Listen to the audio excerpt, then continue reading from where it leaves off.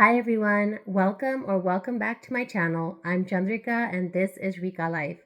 Thank you so much for joining me on my adventures in yarn and crochet. If you haven't already, please like this video and subscribe to my channel. Alright, so today we are having another WIP and yarn chat session. I have this beautiful light coming right in my face. I'm not really sure how to fix it. I tried turning off the light in this room, but then I think it just gets messed up. So we will just ignore this light, and I am going to be working on a blanket. No surprise there. I'm using Lion Brand Mandala yarn in the color Gnome, and that's what it looks like. So Gnome usually has a blue in it as well, but this cake that I picked up did not have blue in it, and that's why I picked it up. It really reminded me of like candy and popsicles and just really fun stuff. So it's called Gnome. And if you are interested, these are the stats for the yarn. And it is a light number 3 and recommends an H 5mm hook. But I am using an I 5.5mm hook. That's my Susan Bates hook. And I am making a little bit of progress. So I'm doing the V cluster stitch by Nastasia. She has a really great tutorial on it. This is what it's looking like so far. It's so pretty. I really love it. I really love it. That's what it looks like up close. You can see the stitches. It's a very simple pattern, and I just chained as many as I wanted, so it's not going to be a huge baby blanket, but likely I'm not sure how much of the cake I will use, so I am not entirely sure if this is going to be a square or a rectangle, but we shall see. So I'm going to be working on that. Feel free to grab a beverage and a project if you would like, and let's settle in. We're going to spend a little bit of time together. So first of all, please excuse my voice. I think I am coming down with something. Wasn't feeling too hot over the weekend, so my throat was scratchy and itchy and, you know, all the wonderful things that come along with that. So hopefully it just passes and I don't end up getting anything, but it is making my voice a little bit scratchy right now. Okay, let me just see if I can aim this down a bit. Okay, that's better. But that weird light is still there. I'm not sure why my light is doing that today. Okay, so here we go. I really do love this stitch. I have now used this stitch on, I want to say, more than 5 projects. I really love it. I love Mandala yarn. In case you don't know, I love Lion Brand Mandala yarn. I have this entire bin is full of Lion Brand Mandala yarns. There's regular Mandala in the color Andorian, Nifflers, and Troll. And then I have Mandala gradient yarns in there, and I have like 4 or 5 colors of those. So I am like gaga over Mandala yarns. I love them. Sorry about that. My setup just crashed on me. So I'm not sure what's happening with the table and where I keep my phone, but it just fell. Anyways, yeah, so the Mandala yarn that I have is a 3 weight. Mandala gradient is a 4 weight. And then I also have in my yarn closet Mandala ombre, which is also a 4 weight. And then I have a Mandala bonus bundle, which is a 3 weight. I have quite a lot of Mandala yarn. I have used it to make shawls. I have made baby blankets. I have made perhaps ponchos. I have made mandalas, just so many things with that yarn. Sorry for this light. I don't know what's happening today. I'm not sure why maybe if I just come on the side, it won't come on my face. It's like right here. I don't know what's going on. Anyways, I was watching Jennifer's video over at Cinnamon Stitches. I was watching her Monday video, her Monday makes, and oh my gosh, she made so many things. And I was just so excited to see that. Like, just her sheer creativity and her dedication to this craft is like so wonderful. And I was really enjoying watching her video. I still have to finish it, but she shared some new makes that she has and some new designs coming out. And she is so talented. She's one of the first people that I started watching when I was thinking of starting my channel. I kind of sat and like binge watched her videos, and I love the way she creates things. I think, I don't know, there's some sort of genius that it takes to make those kinds of patterns. And there was another person I follow in a Facebook group, another designer, and she was sharing a new design that she was working on, and I was just mesmerized. I love mandalas like the one behind me and like this one. And I was just wondering, like, will a day come when I can also design something like that? I mean, it's not entirely out of the question, but I think I just need to give myself that space and time and really like pick up a hook, pick up some yarn, and just sit and um, create and just play with it. Uh, but I've just been so busy with, making things for donations. And actually, today my husband took the baby donations to the hospital. So hopefully he'll get to go over to that department today and give it to them. And yeah, I was able to donate a lot of things that I had made and kept. So I'm very, very happy for that. And now I'm going to take a little bit of a pause from donations, and I'm just trying to work through some WIPs, and then I'm doing a really good job. There's a project that I'm going to share with you on Thursday. Um, I'm hoping to make a little bit more headway on it before I do share it, but it's basically a solid granny square project, and I'm going to be making a 16 square throw or blanket, you may call it, and it's with Mandala gradient yarn. So I've been working on that behind the scenes. Whenever I have a moment, I would just work on a square. And it's really nice to have a project like that, I feel, because you just need something in between that's like mindless that you don't need to think about. So even this one that I'm working on right now, for me, this is mindless because I know the stitch and I've done it like thousands of times. And, so it just becomes automatic in your mind. And then you can be doing other things. So you could be watching something, you could be having a conversation, you could be listening to a podcast.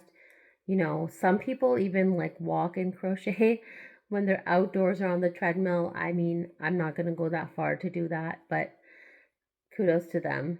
Okay, this is not nice. It looks like the yarn is just tied like that. So I'm going to retie it.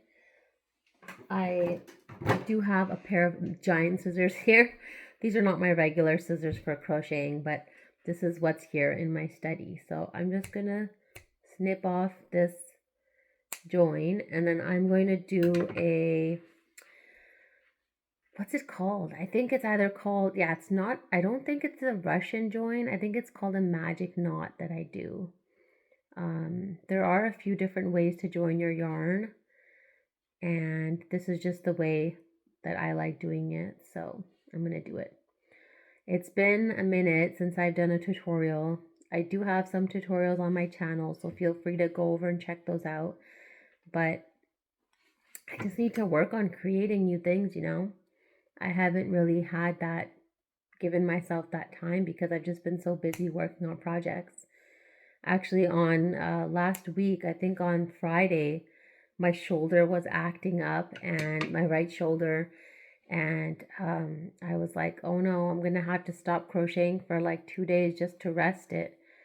But then by the next morning, I felt a lot better, and then I just kept crocheting. I never want to stop crocheting. Okay, so I think I mentioned this. I can't remember now. I did a yarn inventory, you guys. So my daughter helped me. We wrote down the brand, we wrote down the name of the yarn, we wrote down the color of the yarn, we wrote down the quantity of the yarn, we wrote down whether it was a full or a half skein. And for most of them, so we counted the full balls of yarn. We didn't go through my scraps. We didn't go through WIPs. So we didn't count WIPs or scraps, but we counted full cakes and skeins. And do you want to guess? Let's do a drum roll. I have, in that category, 200 balls of yarn. 200! Oh my gosh, 200. Okay, that is a lot of yarn. When I look at it, it doesn't look like that much yarn. But when I counted it, it was 200 balls of yarn. And I was like, whoa, let's take a pause here. So I have been on a yarn buying ban for this whole month of January. And I will pat myself on the back because I didn't buy any yarn. I did buy beads to make fidget toys. And I think I bought a hook, which I returned. But I did not buy any yarn. So I am going to continue my yarn ban through I can't even say it. February. I'm going to continue my yarn ban. The only thing is we don't know what's happening with Joann's. If you have not been listening to the news or watching people on YouTube, Joann's declared bankruptcy again, and they might be closing, depending whether or not they get bought out. So we'll have to wait and see what happens with that. If it so happens that Joann's is having some like insane clearance prices where things are like 50-60% off, then yeah, I probably will be going to the store. But aside from that, I'm not planning on buying any more yarn. I really want to like use what I have. So that is my intention. So I did really well in January, and I'm going to continue that in February. I'm not going to buy any more yarn for the whole month of February, unless it is for a custom order and I need to buy it. Otherwise, all the projects I'm working on, all the designs I'm working on, I will be using up the yarn that I do have. I think I also didn't count my cotton yarn. So I have one small bag of cotton yarn. I did not count that. Also, I took out an entire bag of yarn that I don't want anymore. So I took out Red Heart It's a Wrap Rainbow. I had that in 2 or 3 colors. I took that out, and then I took out one Premier Color Fusion DK. It has blue and orange, and I don't like that color. So I can't bring myself to work with it. I like the yarn, but the color is just I don't like it. So I'm trying to think where to give the yarn. Like, I'm not sure if I should donate it to an organization or give it to my kids' school. I'm not sure yet. So trying to figure out what to do with that yarn. All the rest of the yarn I do want to keep. And yeah, it was good that I did the yarn inventory because now I really know what I have.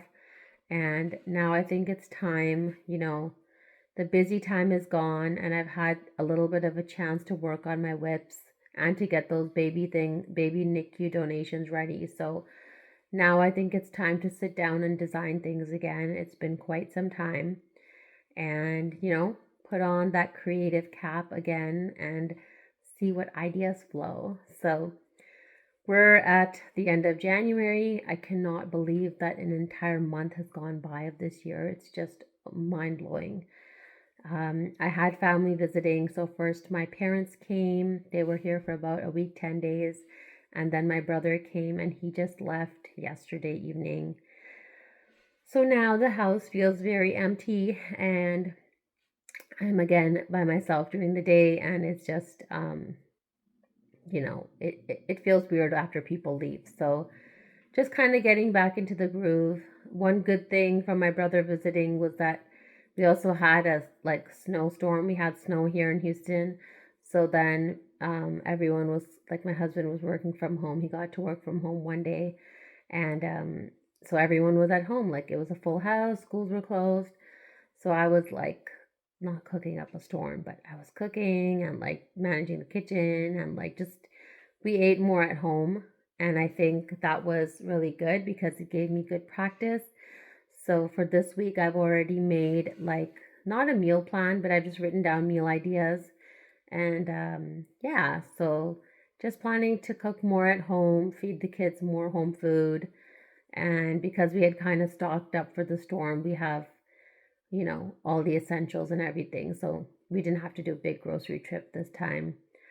So yeah, just kind of feeling more domestic, more domestic chores, getting a whole bunch of laundry done, and just staying busy with that, trying to exercise, just all these things all at once. You know how life is. It's just never ending. The laundry is never ending. So I'm just enjoying my crocheting while I can do it, while my hands and arms don't hurt. I don't take it for granted. I know a lot of people have to pause and take a break because they kind of overexert themselves. So I try not to do that. One trick that I do is I try not to vary too much between yarn sizes and hook sizes. So, for example, right now I'm using an I 5.5 millimeter hook. I wouldn't immediately go and use like a C hook or a D hook, a really small hook or a really jumbo one. I just try to stay within the same tension in the day, unless it was like something I made in the morning and then I sat down again in the evening, then it's okay. But I try not to put too much pressure on my hands by switching so much. I feel like that that works for me most of the time. So it would be good if I stopped and did stretches, and sometimes I do, but I'm generally not very good at remembering that. But yeah, it's really good to do some stretching when you're going to be crocheting for so many hours. So where are we? I think this video is probably around 15 minutes now. I'm not going to make it too long just because I gotta go and get other things done, but I did want to pop in today and say hi to all of you and spend a little bit of time with you, and hopefully in the next video I can share that granny square project that I'm working on. I generally don't make many granny square projects, but then when I do and I'm joining them, I just get this like thrill of joining them. And then I'm always like so excited that I've joined them together and made something new out of them. So yeah, let me show you my progress. I did a little bit more. That's what it's looking like. This is really, really pretty yarn, and this color is just so beautiful. Um, I I don't use 3 weights that much, but then when I do, I really love it. So it's just a matter of taking the time to try out the different yarn that I do have. But yeah, thank you so much for watching today's video. I hope you enjoyed it. As always, I hope you have a wonderful crochetful day, and I'll see you again soon. Bye.